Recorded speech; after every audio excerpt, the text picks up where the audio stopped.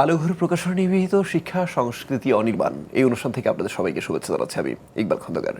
আশা করছি সবাই ভালো আছেন, আর আমন্ত্রণ জানাচ্ছি অনুষ্ঠানের শেষ পর্যন্ত আমাদের সঙ্গে থাকবার জন্য।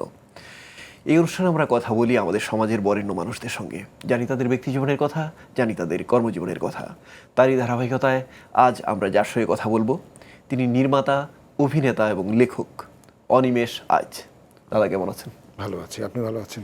ভালো আছি। দাদা, একজন বড় মানুষকে যখন আমরা সামনে পাই তখন তার বড়বেলার কথা শুরু করার আগে একটু ছোটবেলার কথা দিয়ে শুরু করি। একটু ছোটবেলাটা কেমন ছিল জানবো।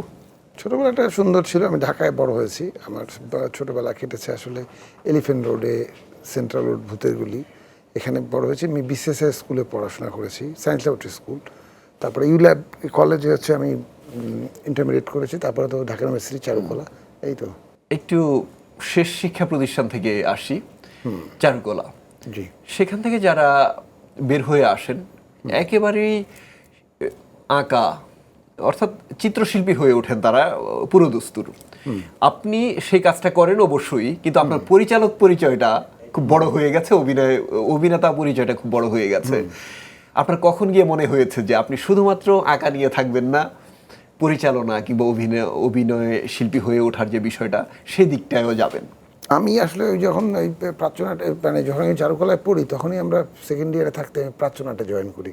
প্রাচ্যনাট একটি নাটকের দল, যে দলটি অনেক দিন ধরে, প্রায় সুদীর্ঘ 25-26 বছর ধরে বাংলাদেশের থিয়েটার চর্চা করে যাচ্ছে। তো ওইখানে ঢোকার পর তার সঙ্গে সঙ্গে আমি ফিল্মের সঙ্গে যুক্ত হই। যখন ওইখানকার একটা জলছবি নামে একটি প্রতিষ্ঠান ছিল, যেখানে অনেকেই আড্ডা দিতেন, ওখান থেকে ছবি টবি নির্মাণ হতো। তো ওই তো আমি 2000 সাল থেকেই আমার সিনেমার প্রতি ঝোঁক তৈরি হয়। 2002 সালে এসে প্রথম নির্মাণ করি। আচ্ছা, যখন আপনি অভিনয় শিল্পী, যখন আপনি নির্মাতা, তখন দুইটা সত্তা দুইভাবে কাজ করে। আপনাকে খুব গুরুত্বপূর্ণ কিছু নাটকে আমরা দেখেছি অভিনয় করতে, তারপর দেবী চলচ্চিত্রের প্রসঙ্গে না হয় পরে আসলাম। অভিনয়ের শুরুটা আসলে কিভাবে? অভিনয়ের শুরুটা আসলে আমি মঞ্চে, তো আমরা যখন মঞ্চে তো সবাই অভিনয় করে, সকল কাজই করে, কিন্তু মঞ্চে আমি অভিনয় করতাম। মানে অভিনয় আসলে আমি অভিনেতা নই, আমি অভিনয় করতে পারিও না খুব ভালো, কিন্তু মঞ্চে আমি টুকটাক কিছু চরিত্রে অভিনয় করেছি। খুবই খারাপ, অত্যন্ত খারাপ অভিনয়। পরবর্তীকালে আমি এই কিছু টেলিভিশন ফিকশনে অভিনয় করি, যেটা 99 সালে আমার চারুকলায় পড়াকালীন অবস্থায় একটি নাটক অভিনয় করেছি। তখন একটি নাটক করেছিলাম যেটা মারজুক রাসেলেরও প্রথম নাটক সম্ভবত। আমার মারজুক রাসেল, ফজলুর রহমান বাবু ছিল, না বিটিভিতে প্রচার হয়েছিল নাটকটা। আচ্ছা, এখন নির্মাতা হিসাবে আপনার যে পরিচিতি সেটা আপনি স্বীকার করেন কিংবা না করেন, আপনার যে অবস্থান ইত্যাদি দিক বিবেচনা করে আমরা মূলত একজন নির্মাতাকে এগিয়ে যেতে দেখি। তবু একটা টার্নিং পয়েন্ট থাকে প্রত্যেক শিল্পীর। তিনি শিল্পের যে মাধ্যমে কাজ করেন না কেন, একটা সময় গিয়ে আপনার মনে হয়েছে যে আপনার নির্মাণটাই আপনার কাজ। এমন কোনো টার্নিং পয়েন্ট যদি আপনি উল্লেখ করেন?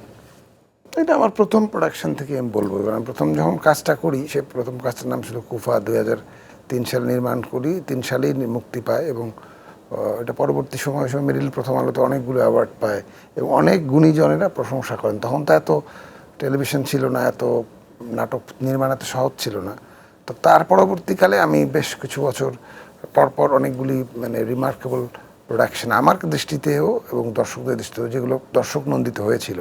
হুমায়ুন আহমেদের কয়েকটি গল্প, সুনীল গঙ্গোপাধ্যায়ের লেখা, সত্যজিৎ রায়ের লেখা, আমি আল মাহমুদের লেখা, তারপরে আরও বড় বড় অনেক সাহিত্যিকদের গল্প, আমার নিজের গল্প, ওগুলো ধারাবাহিকভাবে দর্শকরা, যেটা বলবো যে এক ধরনের মানে ক্রিটিক্যালি ওইটাকে নিয়েছেন, মানে ওইটাকে সমালোচকদের দৃষ্টিতে প্রশংসিত হয়েছে, এবং দর্শকরাও দেখেছে অনেক।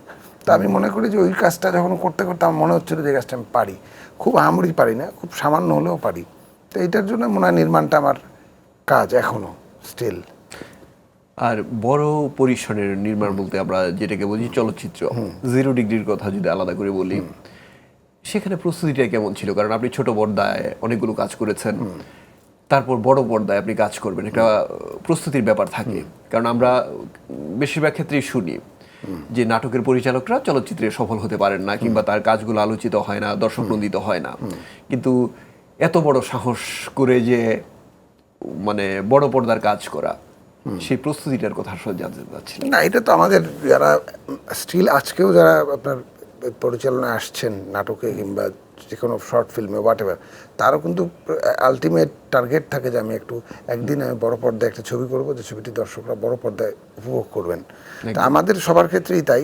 তা আমি কিন্তু প্রথম ছবি করেছিলাম 2010 সালের দিকে, ওটার নাম ছিল হচ্ছে না মানুষ, শহীদুল জহিরের গল্প অবলম্বনে, এবং ছবিটির প্রায় 85% শ্যুটও হয়েছিল, কিন্তু যে কোনো জটিলতার কারণে ছবিটি আলোর মুখ দেখেনি। পরবর্তীতে আমি ছবি বানাই 2015 সালে 0 ডিগ্রি, তারপরে 2017 সালে ভয়ঙ্কর সুন্দর। তো এই তো মানে প্রস্তুতি তো থাকি। আমরা যখন নাটকও তৈরি করতাম, আমরা মনে করতাম যে এটা বড় পর্দার জন্য, মানে ওই অ্যাসপিরেশন ছিল আমাদের। এবং এখনকার ছেলেমেয়েরা নিশ্চয়ই করে, তখন কিন্তু প্রত্যেকটা নির্মাতাই মানে খুব ফিল্মিক ওয়েতে শ্যুট করতো গল্পগুলো, মানে একটু সিনেমেটিক ওয়েতে প্রেজেন্টেশন করতো টেলিভিশনের প্রোডাকশনগুলো। তো প্রস্তুতি আমাদের শুরুর থেকেই ছিল আশা করছি। কিন্তু যে চলচ্চিত্রটা মুক্তি পায় না, অনেক কথা থেকে যায় যেগুলো হয়তো পর্দায় চলচ্চিত্রটা আসলে জানা হয়ে যেত সেই কথাগুলো, কিন্তু কিছু কথা থেকে যায় মুক্তি না পাওয়া চলচ্চিত্রের ক্ষেত্রে, যেটা একমাত্র পরিচালক জানে। আমাদের যদি কিছু বলেন না মানুষ সম্পর্কে। না মানুষ একটি মানে আমি বলবো যে এটা একটা অদ্ভুত একটা ছবি ছিল, কারণ শহীদুল জহির যদি আপনারা পাঠ করে থাকেন, শহীদুল জহির যে জাদু বাস্তবতা নিয়ে কাজ করেন, এবং তার একটি উপন্যাস একটি ছোট গল্পকে আমরা কম্বাইন করে আমরা একটা গল্প, সেরাতে পূর্ণিমা ছিল এবং কাঠুরেও দ্বারকাক, এই দুটি গল্পের চরিত্রকে একত্রিত করে আমরা একটা সিনেমা নির্মাণ করার চেষ্টা করেছিলাম। এবং ছবিটি আসলেই অন্যরকম হতো, কারণ ছবিটিতে আমি বলবো যে আয়োজন ছিল একেবারেই ভিন্ন। কারণ আমরা এমনও ছিল আমাদের ছবিটিতে কাক একটা বিশেষ গুরুত্বপূর্ণ চরিত্রে অভিনয় করে, যে জন্য আমাদের প্রচুর কাক আমাদের সংগ্রহ করতে হয়েছিল। কাক সংগ্রহ করা কিংবা ধরা এত সহজ না। সেই কাকগুলোকে আমরা খাঁচায় পুষে শুটিংয়ের জন্য আমরা তাদেরকে প্রস্তুত করা হয়েছিল, এবং এই শুটিংগুলো হয়েছিল। এবং আমার মনে পড়ে যে আমরা যখন শেষ দৃশ্যে শুটিং করি, আমার পরিষ্কার মনে আছে যে এটা তখনকার দিনে এত বড় আয়োজন হতো না, যে আমরা প্রায় 10,000 মানুষ মানে ওই সেটে উপস্থিত ছিল, যে তাদের লাগবে এই দৃশ্যে। মানে এখন হয়তো বড় বাইরের ছবিতে হয়, আমাদের দেশের ছবিতে কিছু কিছু হয়, তখনকার একটু রেয়ার ছিল। এবং ছবিটা একটা গল্পটাই ছিল মানে শহীদুল জহিরের গল্প, সুতরাং যে জানে সে বুঝতে পারবে যে জিনিসটা কেমন ছিল। আমি বলবো ছবিটার, এবং ওটা 35 মিলিমিটারে শ্যুট হয়েছিল ফিল্ম ক্যামেরায়, ওটা ডিজিটালি শ্যুট করা হয় নাই। সো এটা অনেক টাকা খরচ হয়েছিল, অনেক পরিশ্রম, কিন্তু আমাদের দুর্ভাগ্য ছবিটি আলোর মুখ দেখেনি। আমরা না মানুষ নিয়ে কথা শুনছিলাম, একটা আফসোসের জায়গা থেকেই গেল যে একটা কাজ যদি আলোর মুখ না দেখে, সেখানে এই আফসোস থেকেই যায় একজন নির্মাতার ক্ষেত্রে বটে, একজন লেখক, প্রত্যেকের ক্ষেত্রেই। কিন্তু ভয়ঙ্কর সুন্দর নিয়ে আলাদাভাবে কথা বলতে চাই, সেটা হচ্ছে আমরা চলচ্চিত্রে কিছু কমন গল্প দেখি, খুব ঘুরিয়ে ফিরিয়ে কাছাকাছি, হয়তো নির্মাণে বৈচিত্র্য থাকে বলে আমরা ধরতে পারি না, তবু কথা হয় যে এটা এই গল্পের মতো, এটা এই গল্পের মতো। কিন্তু ভয়ঙ্কর সুন্দরের যে গল্পটা, সেটা অন্য 10টা 20টা 100টা গল্পের সঙ্গে মেলে না। এই গল্পটা নির্বাচন কিংবা এইটারও তো একটা প্রস্তুতি যে ছিল প্রথমে গল্পকে কেন্দ্র করে, সেই প্রস্তুতিটা একটু জানবো। এই গল্পটা ছিল দুই বাংলার প্রখ্যাত সাহিত্যিক মতি নন্দী, স্পোর্টস জার্নালিজম করতেন এবং ক্রীড়া নিয়ে লিখতেন। তো ওনার একটি ছোট গল্প ছিল, গল্পের নাম ছিল জলের ঘূর্ণি ও বক বক শব্দ। মানে এই গল্পটি আমি যখন পাঠ করি, তখন আমার মনে হয় যে এটা একটা মনস্তাত্ত্বিক গুরুত্ব আছে ছবি, মানে এই গল্পটির। তো ওই গল্পটি আমি অনেকদিন ধরেই লালন পালন করছিলাম ভিতরে, যে গল্পটি আমি নির্মাণ করব। তা পরবর্তীকালে আমি যখন সুযোগ পাই, তখন ছবিটা তৈরি করি। কিন্তু হয়তো বা এটা অত কমিউনিকেটিভ না, যে মনস্তাত্ত্বিক গল্প, হয়তো বা নির্মাণের ব্যর্থতাও আছে, যে কারণে অতটা সফলতা পায়নি ছবিটি। যেমন 0 ডিগ্রি অনেক দর্শক প্রিয়তা পেয়েছিল, এবং ছবিটি অনেক মানুষ দেখেছে ইউটিউবে, কিন্তু হলে দেখেছে কিছু মানুষ, কিন্তু আরও দর্শক প্রিয়তা পেলে ভালো লাগতো। কিন্তু আমার মনে হয় যে হয়তো বা গল্প নির্বাচনের ক্ষেত্রে আমাদের গল্পটা একটু দুর্বোধ্য হয়ে গিয়েছিল সাধারণ দর্শকের কাছে, এটা একটা ব্যাপার। আচ্ছা, এখন যদি আমরা দেবী প্রসঙ্গে আসি, সেখানে আমরা আপনাকে অভিনেতা হিসেবে পেয়েছি। আপনার পরিচালক পরিচয়টা যখন কাজ করে, আপনার সাবলীল ভাবটাও চলে আসে, আপনার কাজ এটাই, অন্তত আপনার স্বীকারোক্তি এমনটাই। কিন্তু অভিনয়ের ক্ষেত্রে আলাদা একটা প্রস্তুতির দরকার হয় কিনা, আদৌ দরকার হয় কিনা, বিশেষ করে চলচ্চিত্রের মতো বড় ক্যানভাসে অভিনয় করার আগে কেমন ছিল দেবীর প্রস্তুতিটা অভিনেতা হিসেবে? দেবীর প্রস্তুতি আসলে আমার কোনো প্রস্তুতি ছিল না, কারণ এই চরিত্রটি অন্য কারো করার কথা ছিল। ছবির শুটিংয়ের 5 দিন আগে আমি যুক্ত হই, যে কোনো কারণেই হোক। জয়া হাসান আমার অত্যন্ত ভালো বন্ধু, তার অনুরোধেই আসলে যুক্ত হই। তো যুক্ত হওয়ার পরে আমি 5 দিন যখন সময় পাই, তখন আমি খুব বেশি যে প্রস্তুতি নিতে পেরেছি তা না, কিন্তু যেহেতু আমি হুমায়ুন আহমেদ এবং মিসির আলীর আমি নিজেই অনেকগুলি নির্মাণ করেছি, অভিনেতাকে আসলে অনেক বেশি প্রস্তুত হতে হয় মনস্তাত্ত্বিক জায়গা থেকে, তার মানে পুরো জীবনযাপন দিয়ে প্রস্তুত হতে হয়। যে একটা স্ক্রিপ্ট পেলাম আর আমি হড়বড় করে মুখস্থ করলাম, হাঁটলাম, ক্যারেক্টারাইজেশন করলাম, এইটা অনেক পরে, কারণ এটা ডিরেক্টর সেট করে, এটা রাইটার সেট করে। একটা রাইটার ডিরেক্টর লিখে দিবে যে এই চরিত্রটি এইভাবে হাঁটবে, এইভাবে কথা বলবে, ডিরেক্টর বলে দিবে এইভাবে হাঁটবে, তারপর সেটা ইমপ্লিমেন্ট করবে অভিনেতা। সুতরাং অভিনেতা যদি অনেস্টলি শুধু স্ক্রিপ্ট ফলো করে এবং ডিরেকশন ফলো করে, এবং যে এন্টায়ার টিমের cameraman, light crew and all those people যারা ইউনিটে থাকে ফলো করে এবং অনেস্টলি কাজটা করে, তাহলেই যে কোনো অভিনেতা ভালো করতে পারবে। আমার মনে হয়, এটা আমার ক্ষুদ্র অভিজ্ঞতা থেকে মনে হয়েছে। দাদা, আপনার যে পড়াশোনার ব্যাকগ্রাউন্ড, সেই পড়াশোনার ব্যাকগ্রাউন্ডের সূত্র ধরেই আপনার রাষ্ট্রীয় স্বীকৃতি পাওয়া শিল্প নির্দেশক হিসেবে, একটু জানবো। হ্যাঁ, আমি গেরিলা ছবিতে কাজ করেছিলাম, ওখানে এটা শ্রদ্ধেয় নাসিরুদ্দিন ইউসুফ বাচ্চুর ডিরেকশন এবং সৈয়দ শামসুল হকের নিষিদ্ধ লোবান উপন্যাস অবলম্বনে একটি চলচ্চিত্র। তো ওইখানে আমার খুবই সৌভাগ্য যে ছবিটিতে আমি কাজ করতে পেরেছিলাম, কেননা মুক্তিযুদ্ধের গল্প আমরা যেভাবে দেখি, মানে দেখাই, সেটা অনেক ক্ষেত্রেই ভুল। কারণ ওই সময় আমরা যেটা হয়েছিল যে গেরিলার সময় নাসিরুদ্দিন ইউসুফ বাচ্চু নিজেই একজন মুক্তিযোদ্ধা, এবং অনেক মুক্তিযোদ্ধারা একদম সরাসরি প্রত্যক্ষভাবে জড়িত ছিল, যে যুদ্ধের যে ডিটেলিংগুলো, তার ডিরেকশন করতে যাওয়াটা অনেক দুরূহ, কিন্তু মানে ওইরকম একটা পিরিয়ড পিস মুভির। তো ওইখানে এবং সে মুক্তিযোদ্ধাদের কারণ, পরিচালকের কারণ, এবং তাদের আমাকেও যথেষ্ট স্বাধীনতা দিয়েছিল যে আমার টিম নিয়ে যে আমি যেভাবে করব। আমরা একটা ট্রেনকে পুরো পাকিস্তান রেলের মতো পুরনো ট্রেনকে রং করে, আমরা একটা রেল লাইনকে পুরো ব্লক করে আমরা শ্যুট করেছি। মানে এটা একটা অভিজ্ঞতা। এটা আমার যদি অনেক দিন বেঁচে থেকে যদি মুক্তিযুদ্ধের ছবি করার সুযোগ পাই, তাহলে ওই ছবির অভিজ্ঞতা আমার কাজে লাগবে, এবং এটা আনন্দের, নিঃসন্দেহে রাষ্ট্রীয় পুরস্কার অবশ্যই। এখন যদি লেখার প্রসঙ্গে আসি, জি, আপনার লেখার শুরুটা একটু জানবো, যে প্রথম কি দিয়ে শুরু করেছিলেন? আমরা তো সাধারণত কবিতা দিয়ে শুরু করি, আমরা বাংলাদেশের সবাই প্রথম জীবনটা শুরু করে কবিতা দিয়ে, কিন্তু আপনার লেখালেখিটা শুরু হয়েছিল কি? মানে এটা শৈশবে আমি লিখেছিলাম একদম। আমাদের শৈশবে একটা আলামিন বলে একটা পত্রিকা ছিল, আমার বড় ভাই অলোক বসু, উনি থিয়েটার করেন, উদীচীর সঙ্গে জড়িত ছিলেন, আরণ্যক করতেন। তো উনি ছোটোবেলা ক্লাস যখন 2তে পড়ি, তখন একটা ছড়া আমার কাছ থেকে ম্যাকগাইভার নিয়ে একটা ছড়া লিখে আমি দিলাম, অনেক ছোটোবেলায় তখন। তো ওই শুরু।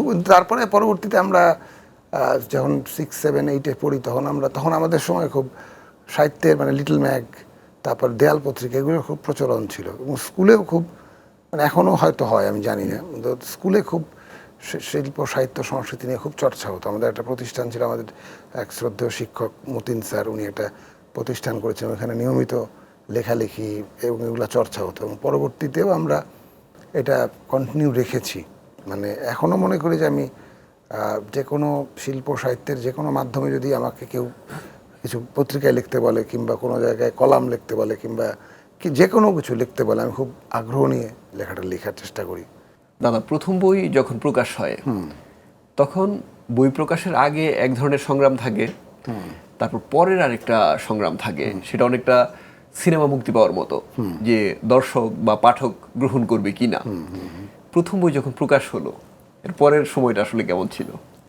আমার বইটা একটু ট্যাবু ছিল, কারণ আমার বইয়ের নামটাই ছিল এমন যে এটা শুনে আসলে ম্যাক্সিমাম আমার বাবা মাও ধরেন এই বইটা দেখবে কি দেখবে না, কারণ বইটার নাম ছিল শহরের বারে একদল মাতাল, মানে একটা বার কেন্দ্রিক একটি মাতালদের গল্প, মানে একটা ট্যাবু ছিল।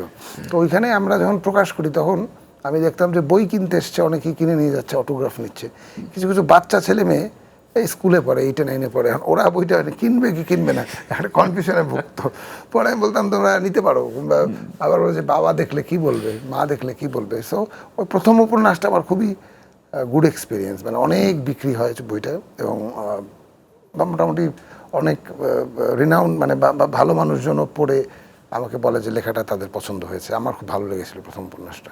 আমরা আপনার কথা শুনছি, মাঝখানে আরেকটা প্রসঙ্গ, জি। সেটা হচ্ছে আমাদের যারা পৃষ্ঠপোষক আলোঘর প্রকাশনা, তারা একটা কাজ করেন, সেটা হচ্ছে দেশের প্রত্যন্ত অঞ্চলে যেসব অঞ্চলের ছেলেমেয়েরা খুব সহজে ঢাকার বইমেলায় আসতে পারে না, তাদের খুব কাছাকাছি বই নিয়ে যান বইমেলার মাধ্যমে, স্কুলে স্কুলে বইমেলা করেন তারা। এই বিষয়টাকে আপনি কিভাবে দেখেন?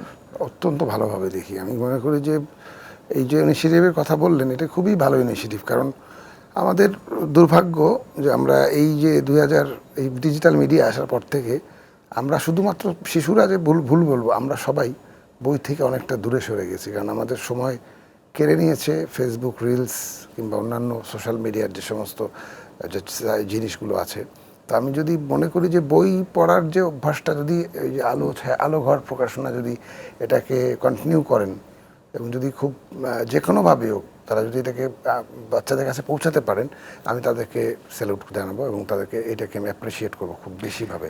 আচ্ছা, বইমেলায় আপনাকে দেখা যায় যদি 28 দিন বইমেলা হয়, অন্তত আমি আপনাকে দেখি 13-14 দিন।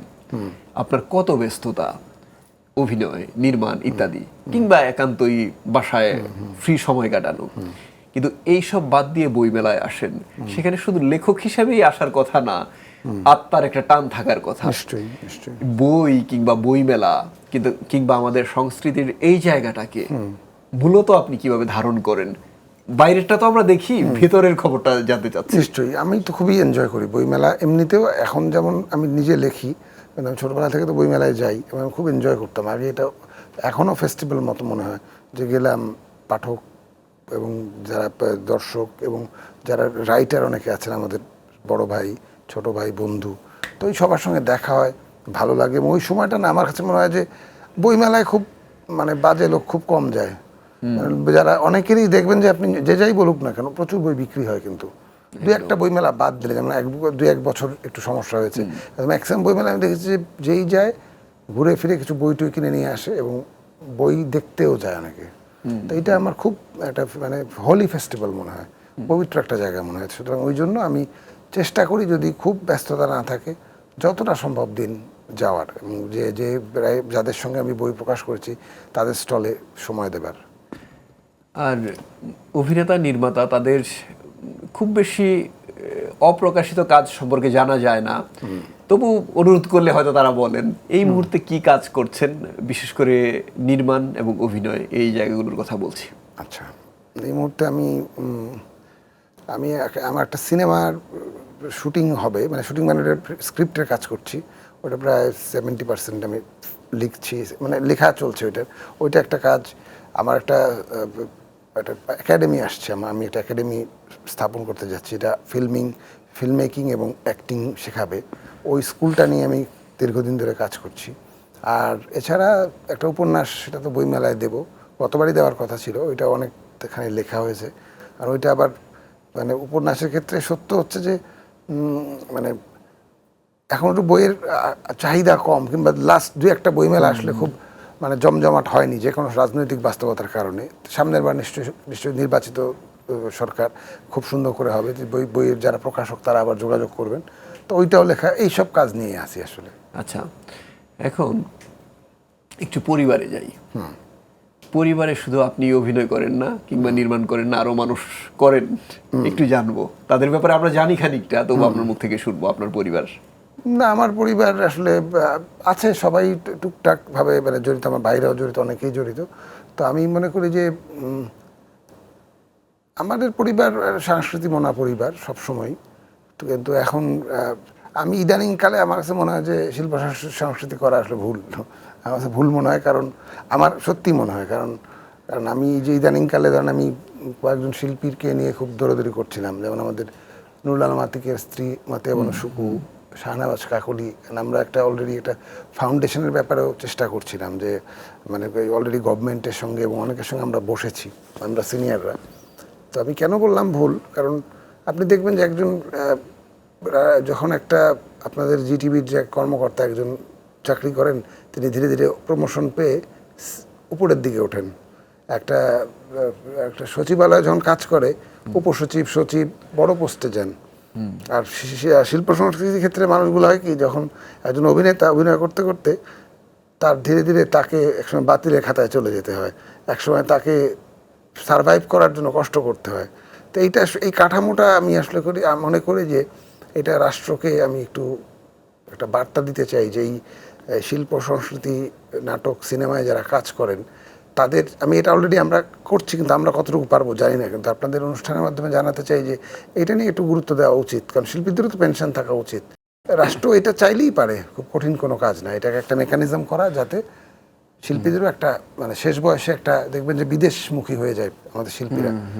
প্রায়শই দেখা যায় দুস্থ শিল্পী শুনতেই মানে খুব আঘাত লাগে মনে একদম। তো ওইটা আমরা কিছু মানুষজন আমরা কথা বলছি, হবে কিনা জানি না, কিন্তু আমি এটা চাই, আমরা এটা কিছু একটা করে যেতে চাই আসলে। দাদা, শেষ প্রশ্ন, নিশ্চয়ই।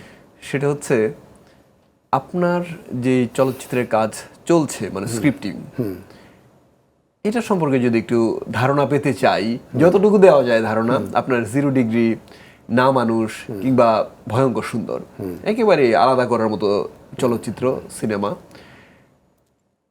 যেটা আসবে বা যেটার কাজ চলছে সেটা কি এই ক্যাটাগরির সিনেমা কিনা, নাকি একেবারে আমরা যে বাণিজ্যিক চলচ্চিত্র বলতে যেগুলি বুঝি সেই ক্যাটাগরির, মানে ক্যাটাগরিটা কতটুকু আমাদের না, কাছে আমাদের এই প্রকাশ করা যায়? আমি দুইটা হিন্টস দেই। এটা হচ্ছে খুবই জনপ্রিয় একজন সাহিত্যিকের গল্প উপন্যাস থেকে একটি সিনেমা, এবং এটিতে খুবই অল্প কয়েকজন চরিত্র, মানে বলা যেতে পারে সিনেমায় এরকম হয় না যে 3-4টা চরিত্র নিয়ে পুরো ছবি শেষ, এবং এটা লোকেশনও খুব লিমিটেড, মানে খুব অল্প পরিসরে কিন্তু ইন্টেন্স স্টোরি। এটা আমার কাছে মনে হচ্ছে যে এটা আমি যেহেতু এখন বিস্তারিত বলার কিছু নাই, অনেকটা দূর পথ আমাদের বাকি আছে, তা আমরা চেষ্টা করছি যদি সব ঠিকঠাক থাকে আমরা হয়তো এবছরের শেষের দিকে শুটিং শুরু করব। যাক, আপনার সেই চলচ্চিত্রের জন্য শুভকামনা, আপনার লেখালেখির জন্য শুভকামনা, অভিনয়ের জন্য শুভকামনা, নির্মাণের জন্য তো বটেই। ভালো থাকবেন আপনি। আপনারা ভালো থাকবেন। ভালো লাগলো জিটিভিতে এসে সুন্দর একটা অনুষ্ঠানে, শিল্প শিক্ষা সংস্কৃতি অনির্বাণ অনুষ্ঠানে এসে। আমি চাইবো যে দেশের শিক্ষা সংস্কৃতি অনির্বাণ প্রদীপের মতো জ্বলুক। সবাই ভালো থাকবেন। দর্শক, এতক্ষণ আমরা কথা বলছিলাম অভিনেতা, নির্মাতা এবং লেখক অনিমেষ আইচের সঙ্গে। তার ব্যক্তি জীবনের কথা শুনছিলাম, তার কর্মজীবনের কথা শুনছিলাম। আমরা অনুষ্ঠানের শেষ পর্যায়ে চলে এসেছি। এখন অতিথিকে বই উপহার দেওয়ার মধ্য দিয়ে আমরা বিদায় নেব। এই অনুষ্ঠানটি প্রচার হয় প্রতি রবিবার রাত 8:30টায়, আর প্রচারিত পর্বগুলো দেখা যায় জিটিভির ইউটিউব চ্যানেলে। সবাইকে আবারও শুভেচ্ছা জানাচ্ছি আমি ইকবাল খন্দকার। আল্লাহ হাফেজ।